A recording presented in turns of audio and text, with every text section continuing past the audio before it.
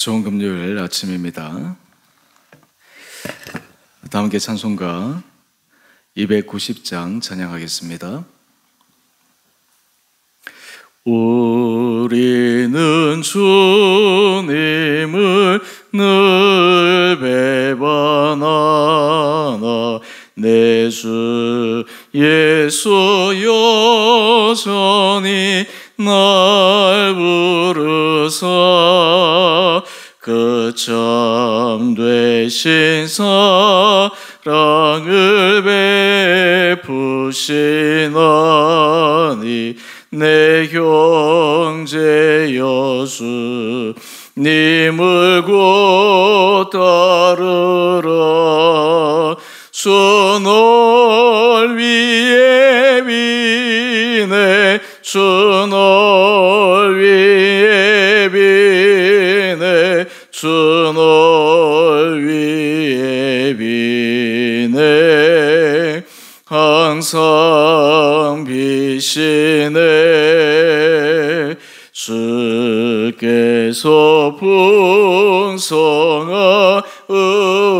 은혜를 내려 내 영혼이 나날이 복받으니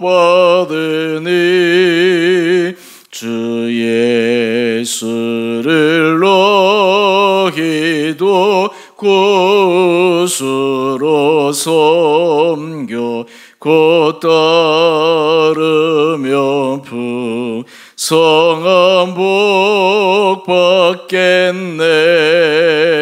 주 널 위해 비네 주 널 위해 비네 주 널 위해 비네 항상 비시네. 무거운 짐 지고 애타는 인생 주 예수께 돌아와 곧 쉬어라. 내 주 예수 너희를 돌보실 때에 참 복락과 네가 넘치겠네.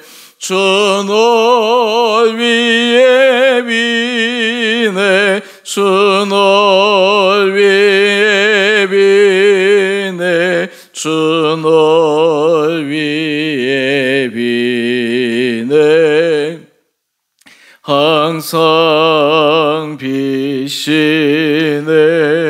비시네. 아멘. 오늘 말씀 열왕기상 20장 26절에서 34절까지입니다.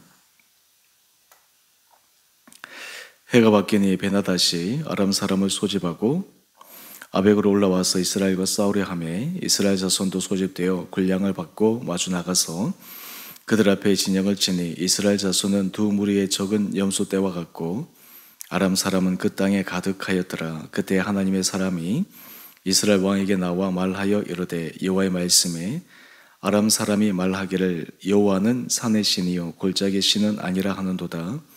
그러므로 내가 이 큰 군대를 다 내 손에 넘기리니 너희는 내가 여호와인 줄을 알리라 하셨나이다 하니라. 진역이 서로 대치한 지 7일이라 일곱째 날에 접전하여 이스라엘 자손이 하루에 아람 보병 10만 명을 죽이매 그 남은 자는 아벡으로 도망하여 성읍으로 들어갔더니 그 성벽이 그 남은 자 2만 7천 명 위에 무너지고 베나닷은 도망하여 성읍 이르러 골방으로 들어가니라. 그의 신하들이 그에게 말하되 우리가 들은즉 이스라엘 집의 왕들은 인자한 왕이라 하니 만일 우리가 굵은 배로 허리를 동이고 테두리를 머리에 쓰고 이스라엘의 왕에게로 나아가면 그가 혹시 왕의 생명을 살리리이다 하고 그들의 굵은 배로 허리를 동이고 테두리를 머리에 쓰고 이스라엘의 왕에게 이르러 이르되 왕의 종 벤하닷이 청하기를 내 생명을 살려 주옵소서 하더이다. 아합이 이르되 그가 아직도 살아있느냐 그는 내 형제이니라. 그 사람들이 좋은 징조로 여기고 그 말을 언론받아 대답하여 이르되 베나닷은 왕의 형제니이다. 왕이 이르되 너희는 가서 그를 인도하여 오라. 베나닷이 이에 왕에게 나오니 왕이 그를 병거에 올린지라. 베나닷이 왕께 아뢰되 내 아버지께서 당신의 아버지에게서 빼앗은 모든 성읍을 내가 돌려보내리이다. 또 내 아버지께서 사마리아에서 만든 것 같이 당신도 다메섹에서 당신을 위하여 거리를 만드소서. 아합이 이르되 내가 이 조약으로 인해 당신을 놓으리라 하고 이에 더불어 조약을 맺고 그를 놓았더라. 아멘. 좋은 금요일 아침입니다.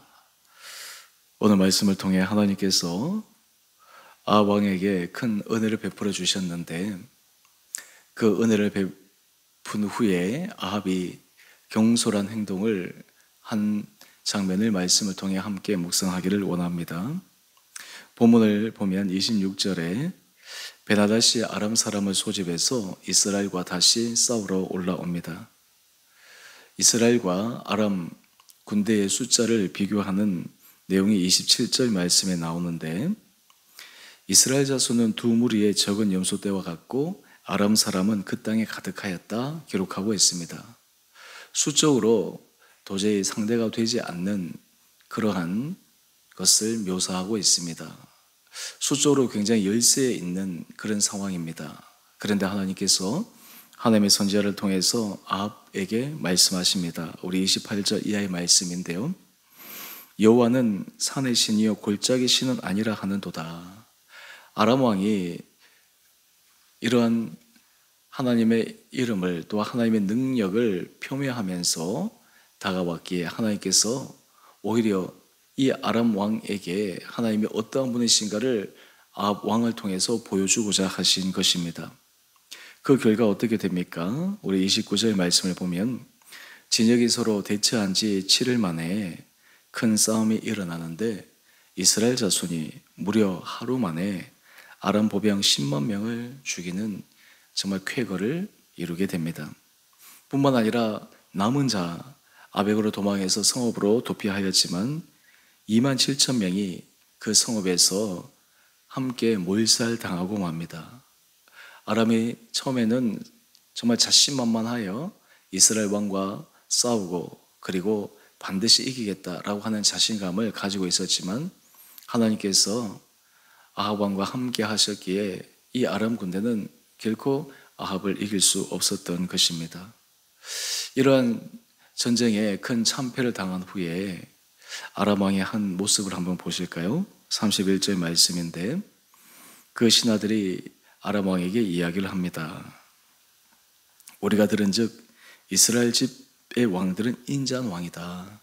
그러니까 굵은 배로 허리를 동이고 테두리를 머리에 쓰고 이스라엘 왕에게 나아가서 불쌍한 척 정말 선처해 주시기를 부탁하는 그러한 겸손한 모습을 보이면 혹시 긍휼을 입지 않을까라는 제안을 합니다. 아니나 다를까 우리 32절 말씀을 한번 볼까요?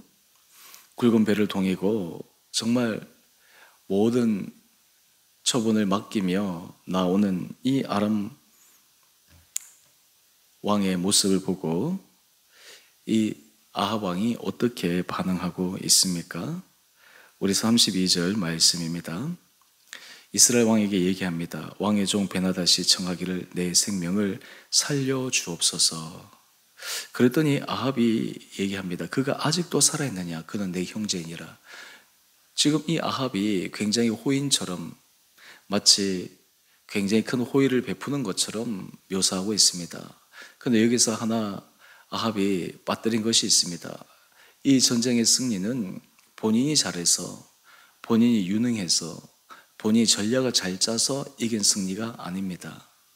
이 전쟁의 승리의 원인은 하나님께서 그에게 은혜를 베푸신 것이요 또 아람 왕이 하나님의 이름을 경홀히 여겼기에 하나님께서 하나님이 어떤 분이신가를 보이기 위해 이 전쟁의 큰 승리를 가져오셨는데 이 전쟁의 승리에 마치 전유물을 자기가 마음대로 하는 이 아합 왕의 모습을 바라보게 됩니다.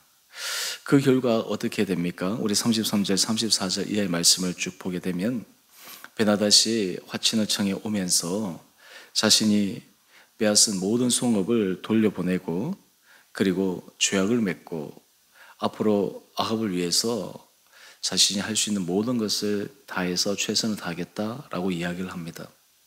오늘 우리 큐티의 제목을 한번 보실까요? 은혜의 주님을 망각한 독단적인 협상. 여러분, 우리가 인생에 있어서 어떤 삶의 문제에 직면하게 될 때 다급할 때는 하나님 앞에 은혜를 구합니다. 그런데 가장 큰 실수 가운데 하나는 문제가 해결된 것처럼 보이고 또 문제가 생각보다 잘 해결되었을 때 그때도 여전히 그 초심의 마음을 가지고 하나님 앞에 은혜를 구하고 하나님 앞에 겸손함으로 하나님의 뜻을 묻는 그 자세가 필요한데 오늘 아합처럼 처음에는 정말 자신의 힘으로 어찌할 수 없는 큰 상황 가운데 마음을 엎조리면서 하나님의 은혜를 구하였지만 실제 승리하게 되자 인간적인 정말 자신의 마치 호인인 것처럼 마치 자신이 큰 왕인 것처럼 베푸는 참 이 잘못된 모습을 오늘 본문을 통해 우리는 확인할 수가 있습니다. 오늘 우리 본문 해설 보게 되면 우리 두 번째 단락의 두 번째 질문입니다. 하나님의 은혜를 잊은 채 하나님께 묻지 않고 내 마음대로 결정한 일이 있다면 무엇인가요?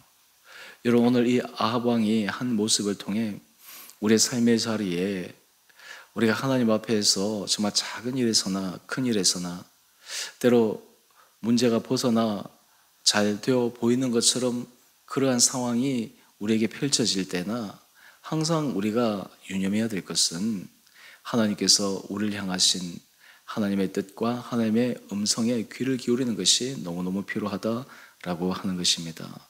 이것이 아합에게 부족했습니다. 어쩜 이 아합의 모습이 바로 오늘 저와 여러분의 모습일 수도 있습니다.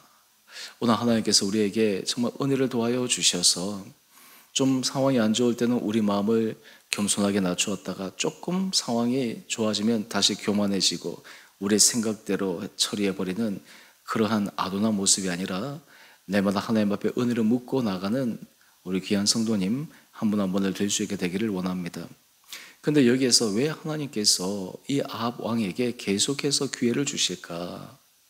이스라엘의 악한 왕들의 대표적인 이 아합에게 왜 하나님께서 기회를 주실까? 하나님께서는 이 아합의 그 중심을 사람들이 보지 못하였지만 꿰뚫고 있었기 때문입니다. 오늘 본문의 묵상 내용은 아니지만 열왕기상 21장 말씀을 보게 되면 하나님께서 엘리야 선지자를 통해서 아합 왕에게 무서운 심판 메시지를 전합니다. 이때 아합이 하나님 앞에서 어떤 태도를 취한가를 열왕기상 21장 27절 이하에 이렇게 묘사하고 있습니다. 아합이 이 모든 말씀을 들을 때에 그의 옷을 찢고 굵은 배로 몸을 동이고 금식하고 굵은 배에 누우며 또 풀이 주고 다니라. 아합이 그의 마음의 중심 가운데 하나님에 대해서 경외하는 마음, 하나님의 말씀에 대해서 두려워하는 마음이 그 안에 있었던 것을 하나님께서 귀히 보셨기 때문입니다. 그래서 열왕기상 21장 29절 말씀을 보면 하나님께서 아합을 어떻게 생각하시는지를 잘 알려주고 있습니다. 29절인데요. 아합이 내 앞에서 겸비함을 내가 보느냐. 그가 내 앞에서 겸비함으로 내가 재앙을 저의 시대에는 내리지 아니하고 그 아들의 시대에야 그의 집에 재앙을 내리라 하셨더라. 여러분, 이 아합이 그의 마음의 중심은 정말 하나님 앞에 겸비하며 하나님의 뜻을 물을 수 있는 그런 좋은 바탕이 있었지만 훈련되지 않고 습관이 되지 않아서 상황 가운데 늘 한결같은 하나님의 뜻을 묻지 못하는 이 아합의 모습, 여러분, 이것이 바로 아합이 여러 삶의 자리에 실패한 가장 큰 이유임을 우리에게 알려주고 있습니다. 오늘 이 아침 우리는 하나님의 은혜를 때로는 잊고 우리 마음대로 행할 때가 있지 않습니까? 그때마다 이 아합을 반면교사로 삼아서 하나님 앞에 겸비함으로 은혜를 구하며 나가는 우리 온 복된 성도님 한 한 분 한 분들 될 수 있게 되기를 원합니다. 그럴 때 우리의 삶의 자리가 하나님께서 주신 큰 은혜의 자리에 날마다 서게 되고, 마치 우리의 인생이 그냥 내 마음대로 그렇게 자신만만하게 걸어가기보다 늘 하나님 앞에 겸비함으로 하나님 앞에 조심조심 뜻을 묻고, 그로 인해서 하나님의 더 큰 은혜를 누리는 귀하고 축복된 삶을 살아가는 은혜가 우리 온 성도님 가운데 있게 되기를 주님 이름으로 축원드립니다. 함께 기도하겠습니다. 사랑의 주님, 오늘 아합 왕을 통해 우리 자신의 모습을 반추해 봅니다. 일이 다가갈 때는 하나님 앞에 은혜를 구하다가 조금 일이 우리 생각보다 더 잘 되어질 때 하나님의 은혜를 잊어버리고 지극히 인간적인 모습으로 변화되는 그 모습이 바로 아합의 모습이요 우리의 모습임을 고백합니다. 날마다 성령께서 우리 마음을 조명하여 주시고 하나님의 뜻을 날마다 묻게 하여 주시며, 어떠한 상황에서도 하나님 앞에 겸비함으로 나가 하나님께서 우리에게 약속하신 놀라운 은혜를 받아 누리는데 부족함 없도록 우리 성도들을 축복하여 주옵소서. 오늘 우리 성도들의 삶의 자리자리마다 하나님의 선한 손길로 인도하여 주시며, 또한 우리 공동체가 하나님의 큰 은혜 아래 거하게 하여 주시며, 특별히 우리 교회 주를 위하여 정말 헌신 충성 봉사하는 귀한 한 분 한 분들이 날마다 하나님 앞에서 큰 은혜 복을 받고, 그를 통해 우리 교회에 아름다운 믿음의 열매의 결실을 맺어가는 축복된 인생들 되게 하여 주옵소서. 우리 교회를 축복하여 주시며, 또한 우리 성도들이 이 나라와 민족을 위해서 기도할 때 그 기도를 주님 기억하여 주시며, 여러 많은 국가적인 또 사회적인 또 대내외적인 문제들이 정치 지도자들이 정말 주님 앞에 겸비함으로 겸손함으로 또 하나님의 뜻을 물으며 정말 이 위기 상황 잘 헤쳐나가서 우리나라가 예전보다 더 큰 하나님의 은혜 복을 받아 주의 나라와 주의 복음을 전하는데 더 크게 쓰임받는 거룩한 나라 되게 하여 주옵소서. 오늘 하늘 하루 삶 우리 온 성도들을 은혜 가운데 붙들어 주시기를 우리 사랑하신 예수님 이름으로 감사 기도 드리옵나이다. 아멘.